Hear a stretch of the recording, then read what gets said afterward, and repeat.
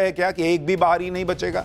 लाखों की भीड़ सड़क पर आई, पीएम मोदी ने जिसे खतरा बताया, दुनिया में उसी को लेकर कैसे आग लगी हुई है, अब इसका चैप्टर। प्रधानमंत्री मोदी ने अपने लिए एक नया मिशन सेलेक्ट कर लिया है।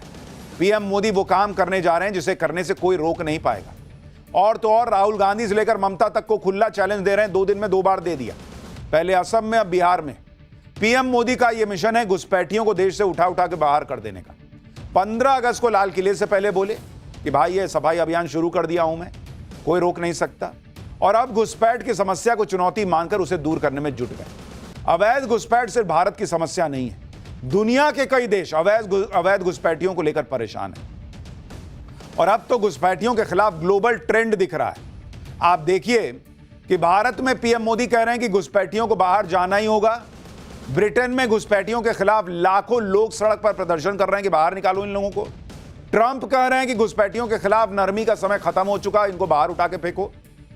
यानी भारत से लेकर अमेरिका से लेकर ब्रिटेन तक में भाई जो देश का नहीं है उसको बाहर करो वाला हिसाब चल रहा है। और घुसपैठियों की वजह से देश की सुरक्षा को खतरा होता है, डेमोग्राफी में बदलाव आता है। ये दुनिया समझ रही है, महसूस कर रही है। आप देखिए बॉस, ब्रिटेन में ऐसी लाखों की भीड़ आ गई सड़क पर कि निकालो, ये लोग बर्बाद कर देंगे देश। पीएम मोदी जानते हैं कि ये कितना खतरनाक हो सकता है, इसलिए डेमोग्राफी मिशन शुरू कर रहे हैं। पीएम मोदी ने घुसपैठियों के सहारे वोट बैंक की राजनीति करने वाले नेताओं को भी नसीहत दी। उन्होंने कहा कि घुसपैठियों को बचाने वालों को भी भुगतना होगा। भारत में भारत का कानून चलेगा, घुसपैठियों की मनमानी नहीं चलेगी। वहीं ब्रिटेन में भी घुसपैठियों के खिलाफ लोगों का गुस्सा भड़क रहा है। लाखों लोगों ने मिलकर ऐसा प्रदर्शन किया ब्रिटेन में कि सरकार हिल गई। देखिए बॉस, सड़क पर पैर रखने की जगह नहीं है, ये लोग आए हैं घुसपैठियों को निकालने के लिए सड़क पर। वहीं अमेरिका में भी ट्रंप सरकार अब घुसपैठियों के खिलाफ सख्त एक्शन लेने की तैयारी में है। घुसपैठियों के खिलाफ बन रहे इस ग्लोबल ट्रेंड के बारे में आपको पूरी डिटेल से बताऊंगा। भारत में घुसपैठियों के खिलाफ किस तरह का एक्शन हो रहा है वो भी दिखाऊंगा, लेकिन पहले एक झलक देखिए। घुसपैठियों के खिलाफ ग्लोबल ट्रेंड को पीएम मोदी लीड कर रहे हैं। पीएम मोदी ने पिछले 1 महीने में घुसपैठ की समस्या के खिलाफ अपनी चिंता कई बार जाहिर कर दी। 15 अगस्त को लाल किले से उन्होंने कहा कि भाई घुसपैठियों की समस्या देश की सुरक्षा के लिए खतरा है। 15 अगस्त को ही डेमोग्राफी मिशन शुरू करने की बात की। और अब 15 सितंबर को पीएम मोदी ने घुसपैठियों को चेतावनी दी।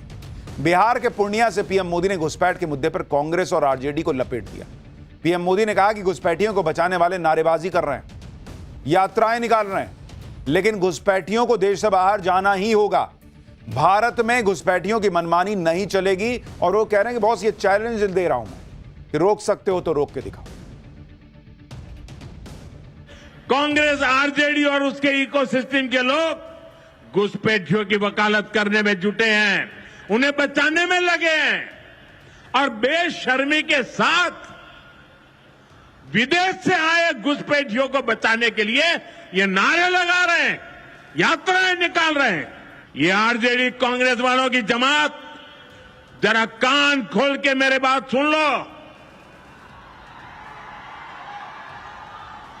जो भी घुसपैठियां हैं उसे बाहर जाना ही होगा।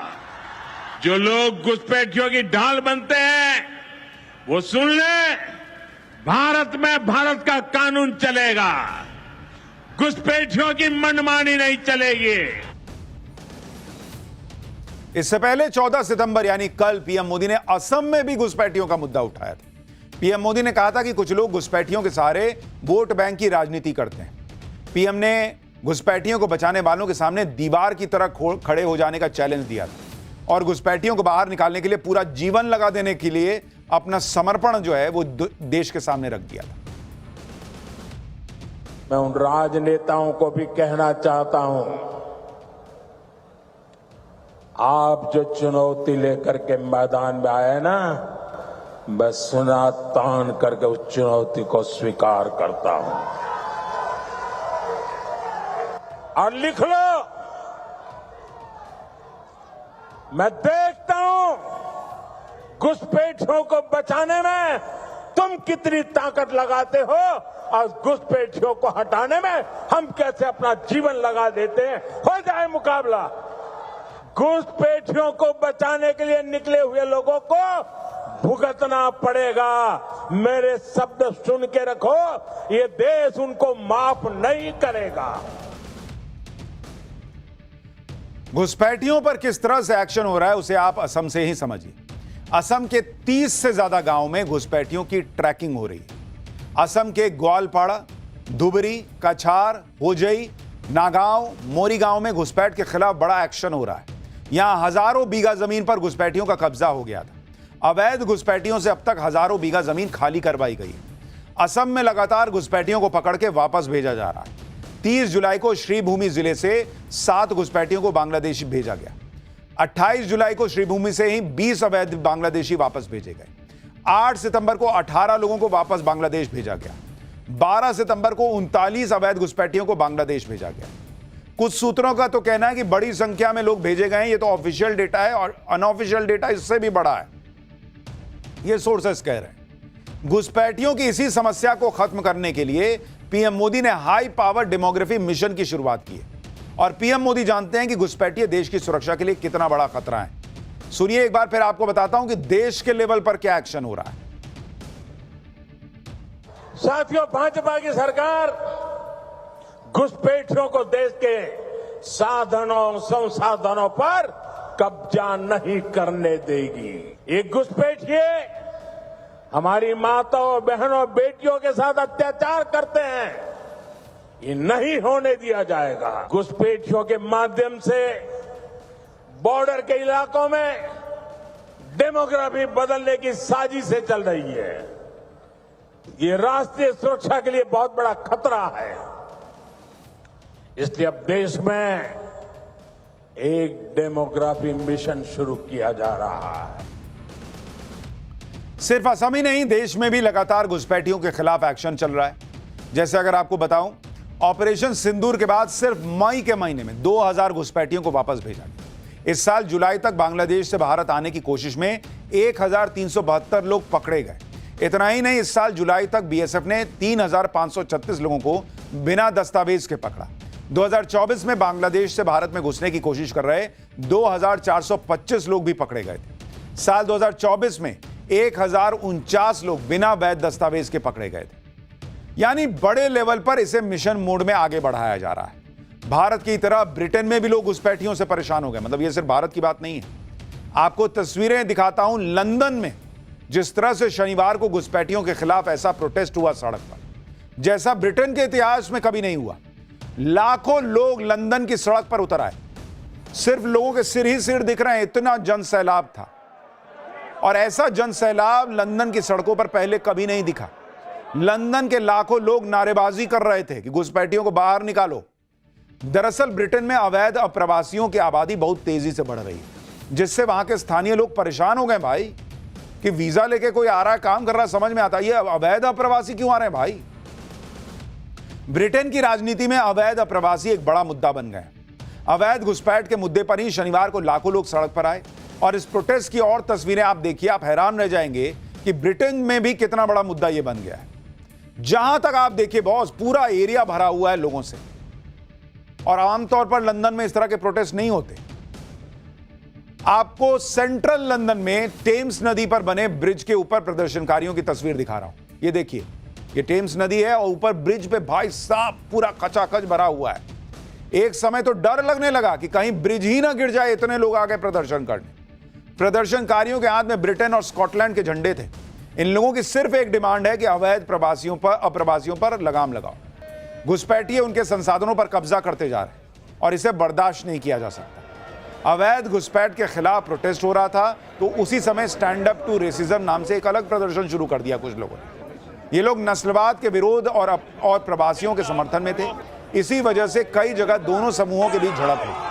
प्रदर्शनकारियों और पुलिस के बीच भी कई जगहों पर भिड़ंत हुई, जिसमें 26 से ज्यादा प्रदर्शनकारी घायल हुए। कई पुलिसकर्मियों को चोट भी लगी। आखिर इस प्रोटेस्ट के जरिए लंदन के लोगों ने क्या मैसेज दिया और इस प्रोटेस्ट के पीछे किसका दिमाग था, अब आपको यह बताता हूं। लंदन प्रोटेस्ट को यूनाइट द किंगडम नाम दिया गया। Anti immigration leader Tommy Robinson ने इसे लीड किया था। इस प्रोटेस्ट में टेस्ला के मालिक एलन मस्क भी शामिल हुए। एलन मस्क ने वीडियो कॉन्फ्रेंसिंग के जरिए लोगों से बात की। प्रोटेस्ट के दौरान ब्रिटिश पीएम के खिलाफ भी नारे लगे। मस्क ने प्रदर्शनकारियों से कहा, या तो आप लड़ेंगे या मरेंगे। मस्क ने संसद भंग करके सरकार बदलने तक की बात कह दी। लंदन में हुए इस प्रोटेस्ट का एक ट्रिगर पॉइंट अमेरिका में हुई चार्ली किर्क की हत्या थी। प्रोटेस्ट में कई लोग चार्ली किर्क के प्रोटेस्ट पोस्टर लेकर आए हुए थे और मैं भी चार्ली किर्क जैसे स्लोगन गूंज रहे थे। चार्ली किर्क की हत्या के बाद अमेरिका में भी घुसपैठियों के खिलाफ गुस्सा भड़क रहा है। उसके बारे में आगे बताऊंगा। लंदन में लाखों लोगों की भीड़ सड़क पर ऐसे ही नहीं उतरी। इसके पीछे वो गुस्सा है जो पिछले काफी समय से अंदर बढ़ता जा रहा था, क्योंकि ब्रिटेन में 7 लाख से 9 लाख अवैध घुसपैठिए कहा जाता है। इसमें से 5,85,000 अवैध प्रवासी लंदन में रहते हैं। 2024 में कुल 38,816 घुसपैठिए ब्रिटेन आए थे। सबसे ज्यादा घुसपैठिए समुद्री मार्ग से ब्रिटेन आते हैं। 2020 से 2024 के बीच 1,75,000 घुसपैठिए छोटी नावों से ब्रिटेन में आए। तो जिनको भारत की समस्या समझ में नहीं आ रही, आप देखिए वेस्ट तक जाग रहा है कि भाई ये घुसपैठिए बाहर निकालो। अपने देश में हमारे खाने पीने रहने नौकरी का इंतजाम करेंगे कि सबको बैठा के खिलाएंगे। कुछ ब्रिटिश न्यूज़पेपर्स और मीडिया हाउस के मुताबिक ब्रिटेन में अवैध घुसपैठियों की संख्या 10 लाख से ज्यादा है। कुछ रिसर्च का कहना है कि 60% घुसपैठिए अकेले लंदन में रहते हैं। यानी ब्रिटेन में इस समय अवैध घुसपैठियों को लेकर भयंकर गुस्सा है और इसे चैनलाइज किया टॉमी रॉबिन्सन ने।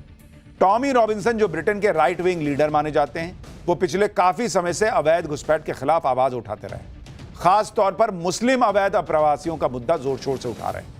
आप देखिए क्या हाल है इस समय ब्रिटेन का। इस्लाम ब्रिटेन का दूसरा सबसे बड़ा धर्म हो चुका है।